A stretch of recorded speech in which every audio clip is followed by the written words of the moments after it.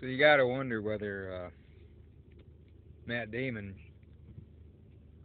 really did harm to his career with this movie Suburbicon. If not, in fact, committed career suicide. And for why? Why? What's the point of this film? I mean, there's no redemptive value to it other than, you know, trying to mischaracterize and defame 1950s white middle class, middle America, Midwest America Christianity.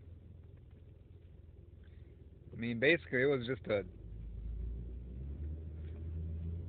slander job, a defamation job of white middle class, white Midwest 1950s WASPs, white Anglo-Saxon Protestants.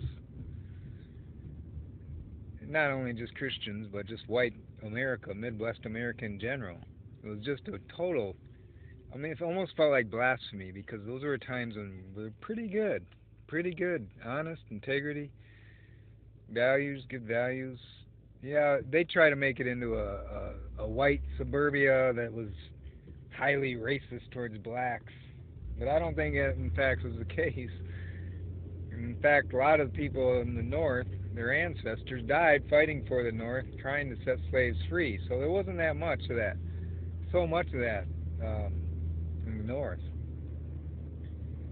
So, I mean, yeah, there was some of it. There were pockets of resistance. People who didn't like blacks, and there were blacks who didn't like whites. And Clooney is just angry in this. I mean, this movie brings out the inner anger in Clooney that's beyond rational.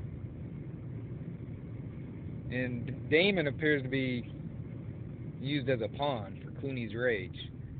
Unless Damon has somehow fallen into this liberal nonsense, become a believer of the liberal proselytization, climate change, and everything related, civil rights, everything related. Liberals want you to believe that civil rights issues are still a major problem in America, and especially white Midwest America. Not only back in the 50s, well, they think that was like the worst time in history. North Midwest, white America, Christians, pretty good people. Ancestors fought to set slaves free, but to the liberals, that epitomizes the worst of the worst.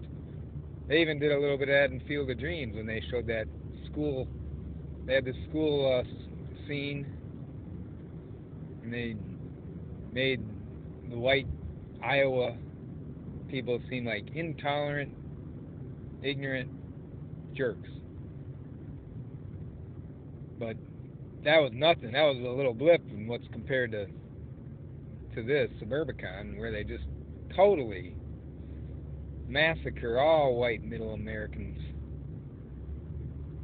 as a-holes and worse, deceptive, murderers, sickos. But the real sicko is Clooney, because it's total nonsense. It's like what we hear happening in politics right now. Now, all this accusation of Trump and Russia collusion. In fact, apparently, it was all a false accusation to turn the light away from Clinton herself, and maybe Bill too, in collusion with Russia. It was them that were colluding. It was they that were colluding, the Clintons and their related people, and yet they point the finger at Trump, who had nothing to do with Russia collusion. Nothing at all, nor his son. He had one little meeting, it meant nothing. That's what the liberals do, especially those in Hollywood and politics who have power to really shine a false light on people. They do that. Clooney does that in this movie. And Damon, he either is a pawn unwitting pawn, and he plays a terrible part in this. Not just the character, but he doesn't even bring it to life. Or he's in collusion with Clooney and fellow scumbag. And with all this Weinstein stuff coming out, you gotta wonder. Did Damon, who could be a likable guy, who should be, likable Hollywood figure, should stick to doing likable Hollywood movies.